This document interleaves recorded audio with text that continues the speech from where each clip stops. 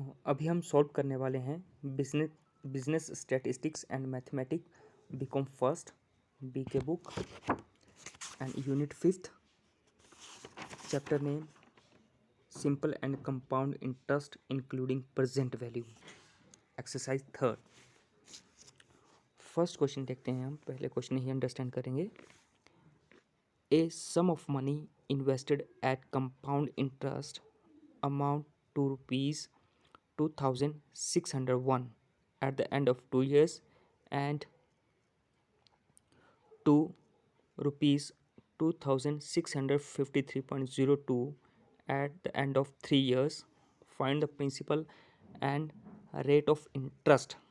यहाँ पे बताया गया है कि अगर आप कुछ अमाउंट डिपॉजिट करवाते हैं तो 2 साल के बाद आपको 2601 और 3 साल के बाद 2653.02 रुपये वापस मिलते हैं।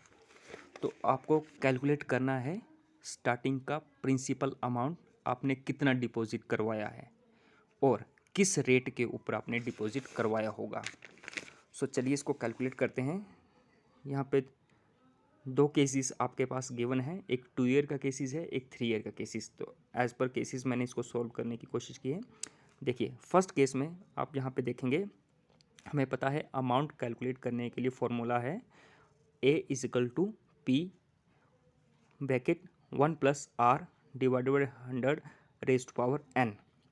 हमें पता है A अमाउंट होता है, P principal, R rate and n is time. तो फर्स्ट केसेस में देखेंगे हमारे पास अमाउंट गिवन है कि हमें 2 साल के बाद कितना अमाउंट मिल रहा है। यहाँ आप देखेंगे 2601 रुपये जो गिवन था आपके पास, इज इक्वल टू प्रिंसिपल आपने कैलकुलेट करना है कि आपने कितना अमाउंट जमा करवाया है, वह हमें कैलकुलेट करना है। Bracket 1 plus r divide by 100 raise to power time. Time हमारे पास गिवन था 2 साल। 2 साल बाद हमें 2601 रुपये मिलेंगे और हमें कैलकुलेट करना है P और R। सेकंड केस बना लेते हैं। सेकंड केस में भी हमारे पास गिवन है अमाउंट 3 साल बाद हमें मिलेगा 2653.02 इज़ इक्वल टू प्रिंसिपल। इसमें हमने प्रिंसिपल ही कैलकुलेट करना है 1 plus r divide by 100 raise to power 3 हमारे पास गिवन था टाइम। अब हमारे पास 2 केसेस और 2 इक्वेशन बन चुकी हैं, फर्स्ट एंड सेकंड इक्वेशन। अब हम यहाँ पे सेकंड इक्वेशन को फर्स्ट इक्वेशन से डिवाइड कर सकते हैं। देखिए डिवाइड किया है तो सेकंड इक्वेशन थी हमारे पास, हमने यहाँ पे लिख ली, और फर्स्ट इक्वेशन थी जो नीचे कर दी डिवाइड। अब आप देखेंगे फर्स्ट इक्वेशन में पावर 3 था और जो नीचे है आपकी इक्वेशन उसमें पावर 2 है, और यहाँ पे P से P कट हो जाता है, दोनों इंडिपेंडेंट थे तो P से P कट, और 2 पावर कट हो गई 3 में, तो इसकी पावर सिर्फ 1 ही बचती है अब, और आपके पास एक्चुअल वैल्यू बचेगी 2653.02 divided by 2601 is equal to 1 plus r divided by 100। ये 100 रेज़ टू पावर 1, मतलब आपके पास 1 ही बची पावर। अब आप इसको सॉल्व करेंगे। जब हमने इसको कट किया तो हमारे पास वैल्यू आती है 1.02। उस तरफ 1 इंडिपेंडेंट था तो 1 हम इस तरफ ले आए, वहाँ प्लस का 1 था, यहाँ आके माइनस का 1 हो गया, और इस तरफ यहाँ सिर्फ बचता है r डिवाइडेड बाई 100। जब -1 कर देते हैं तो हमारे पास वैल्यू बचती है 0.02 is equal to r divided by 100। r यहाँ पे देख रहे हैं कि डिवाइड है तो दूसरी तरफ जाके मल्टीप्लाई हो जाएगा, तो 0.02 मल्टीप्लाई 100 इज़ इक्वल टू 2। आपके पास r की वैल्यू कैलकुलेट हो जाती है 2%। फर्स्ट हमने कैलकुलेट कर लिया जो करना था r। सेकंड हमने कैलकुलेट करना है प्रिंसिपल अमाउंट, आपने कितना डिपॉजिट करवाया होगा। तो अब आप r की वैल्यू किसी भी एक इक्वेशन में पुट कर सकते हैं, जैसे यहाँ पे फर्स्ट इक्वेशन में पुट किया गया है। Submitting the value of r in equation first. आपके पास फर्स्ट इक्वेशन ये थी, इसमें हमने r की वैल्यू पुट कर दी 2601 जो गिवन था is equal to principal calculate करना है 1 प्लस यहाँ पे आर की जगह हमने 2 लिख दिया और अब इसको सॉल्व करेंगे। इसके आगे इजी है सॉल्व करना। 2 को हमने यहाँ से डिवाइड कर दिया 100 से, तो उसकी वैल्यू आपकी आ रही थी 1/50। जब आपको 50 से क्रॉस मल्टीप्लाई किया इसमें 50 वन ज़ा 50 प्लस 1 51 डिवाइडेड बाय 50 हमारे पास आ गया। पावर थी 2 टाइम, तो हमने 2 टाइम इसको मल्टीप्लाई कर दिया। जिसकी एक्चुअल में अब वैल्यू आती है आपकी P ब्रैकेट 2601/2500। इसको हमने डिवाइड किया तो इसकी डिवाइड करके वैल्यू आती है 1.04। अब आप इस सिचुएशन में देखेंगे कि P के साथ 1.04 मल्टीप्लाई हो रहा था, तो दूसरी तरफ जब हम इसको लेके जाएंगे तो ये डिवाइड हो जाएगा। इसलिए 2601 डिवाइड 1.04 और आपके पास प्रिंसिपल अमाउंट आ जाएगा 2501, जो हमें कैलकुलेट करना था। 2 चीज़ें हमने कैलकुलेट करनी थी, हमने दोनों ही कर ली। First one is R and second one is principal amount. तो ये आपका फर्स्ट क्वेश्चन का सोल्यूशन था। अब इसी एक्सरसाइज का हम सेकंड क्वेश्चन देखते हैं। पहले क्वेश्चंस को ही अंडरस्टैंड करेंगे, उसके बाद सॉल्व करेंगे।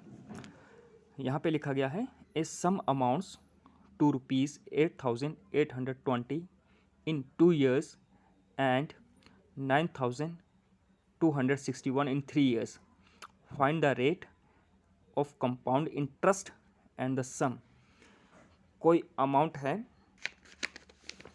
जो आपने जमा किया था और 2 साल के बाद जो अमाउंट आपका बन गया है 8,820 और 3 साल के बाद वो बन जाएगा 9,261। तो सेम केस हमें यहाँ भी सॉल्व करना है। हमें आर और प्रिंसिपल ही कैलकुलेट करना है यहाँ भी। तो हम कैलकुलेट करते हैं।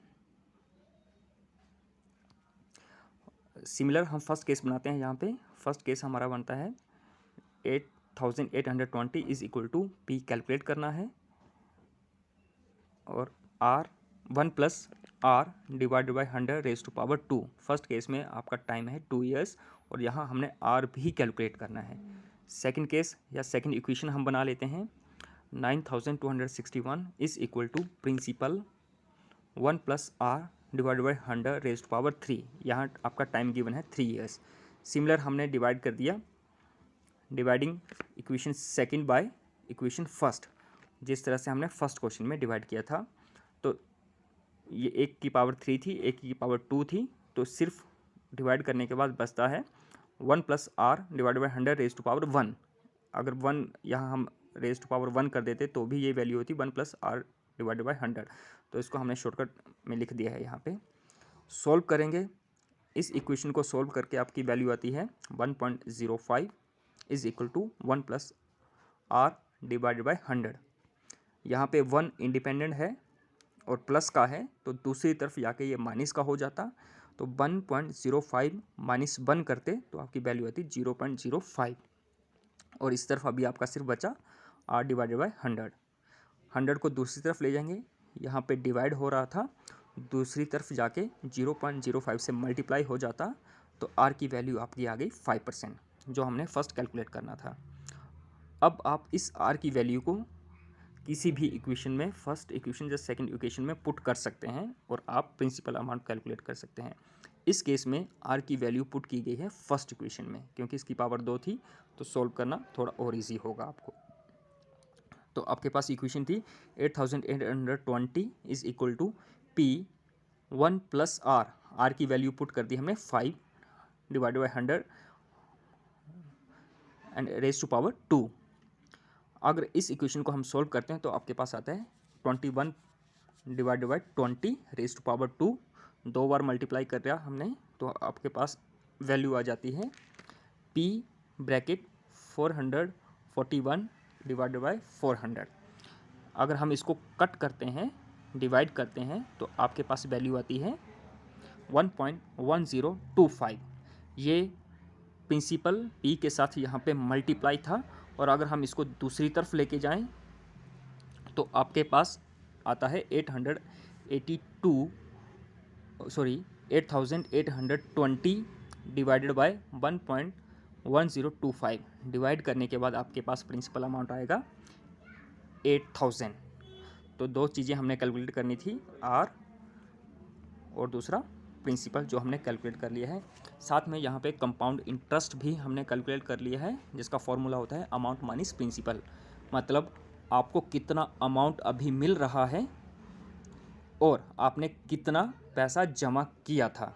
तो यहाँ पे आपको मिल रहा है 8,820 रुपये 2 साल के बाद, और 8,000 आपने डिपॉजिट किया था। तो आपको इंटरेस्ट मिल रहा है 820 रुपये का। यही कंपाउंड इंटरेस्ट है। Thank you.